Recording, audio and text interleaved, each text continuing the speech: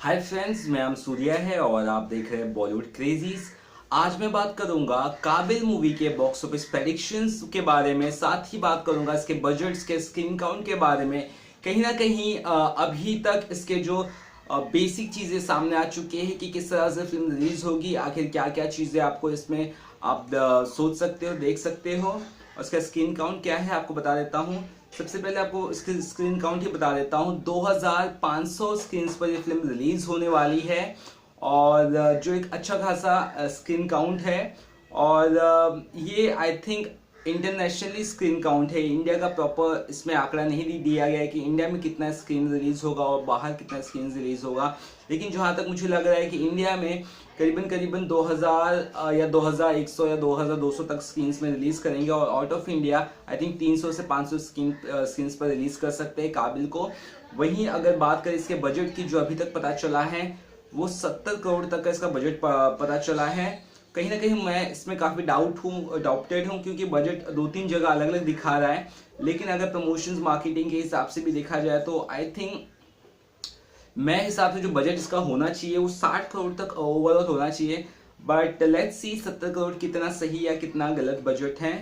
और क्योंकि मेरे को जो आंकड़े मिले वो इसी तरह के मिले हैं और कहीं ना कहीं ऑफिशियल बजट तो अनाउंस किया नहीं गया, तो ये भी नहीं पता है कि एग्जैक्टली कितना खर्चा हुआ था। लेकिन प्रमोशंस वगैरह तो हो ही रहे, तो उस हिसाब से आई थिंक शायद 70 करोड़ का जो आंकड़ा मुझे दो जगह से पता चला है, तो वो मुझे सही लग रहा है।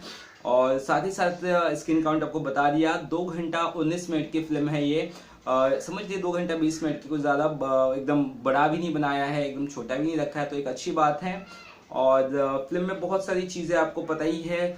आपने ट्रेलर में देखा ही होगा, जैसे ब्लाइंड कपल है, किस तरह से रिवेंज लेते हैं ऋतिक रोशन, और बहुत सारी चीज़ें इसमें आपको पहले से पता है। और आपको ज़्यादा इसमें अगर कुछ चीज़ देखने के लिए छोड़ी है मेकर से, तो वो सिर्फ यही छोड़ी है कि ऋतिक रोशन किस तरह से बदला लेते हैं, राइट।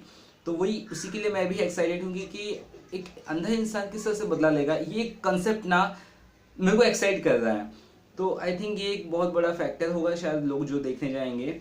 तो ये कुछ बजट स्क्रीन काउंट्स वगैरह था। और रोहित रॉय तो है ही, आपको बताया जैसे विलन के रोल में, और साथ ही साथ रोहित रॉय जो उनके भाई है रियल लाइफ में, वो भी इस फिल्म में है। यामी गौतम है साथ देने के लिए। ऋतिक रोशन का बहुत डरी हुई थी जब वो स्टार्ट करने वाले थे शूटिंग, बट कहीं ना कहीं अच्छी बात है, प्रोड्यूस कर रहे इसे राकेश रोशन। ऋतिक रोशन के पिताजी म्यूजिक दे रहे हैं, राजेश रोशन। सब घर के ही भाई, क्या टेंशन है इनको। तो कुछ इस तरह की चीज़ें हैं और गाने तो भाई बहुत बढ़िया है ही है। तो देखते हैं किस तरह से चीज़ें सामने आती है। तो ये कुछ चीज़ें मैंने बताई आपको। और अब मेन तो चीज़ रह गई थी कलेक्शंस का क्या हाल होगा। जी हाँ, कलेक्शंस का जहां तक मुझे लग रहा है इसके स्क्रीन काउंट के हिसाब से वो आप सोच सकते हो 16 से 20 करोड़ का मैं इसका कलेक्शन का प्रेडिक्शन के हिसाब से कहूँगा पहले दिन का। और वीक ख़त्म होते होते इसका कलेक्शंस अगर सोचूंगा मैं, तो लगभग 100 करोड़ तक क्रॉस हो जाएगा वीक ख़त्म होते होते। और मतलब ज़्यादा एक फाइट तो देगी ये रईस को, इसमें कोई डाउट नहीं है। बट स्टिल आई थिंक मुझे लग रहा है कि 150 करोड़ इसका लाइफ टाइम कलेक्शन अगर हुआ तो भी बहुत अच्छा है। और मुझे लग रहा है वहां तक आराम से पहुंच जाएगी इंस्पाइट ऑफ द क्लैश, क्योंकि 5 दिन का वीकेंड है, ठीक है। Wednesday, Thursday, Friday, Saturday, Sunday, और रेस के साथ ही क्लैश हो रही है, तो वो भी बहुत एक एडवांटेज रहेगा।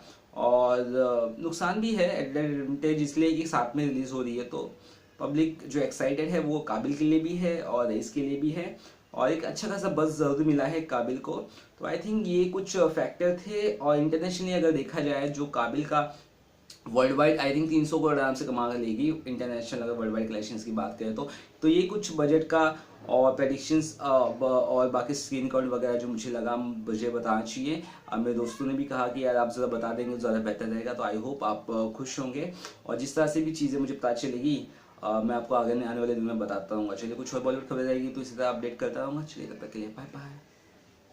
आएगा ना, डरेगा तो नहीं। 25 जनवरी 2017।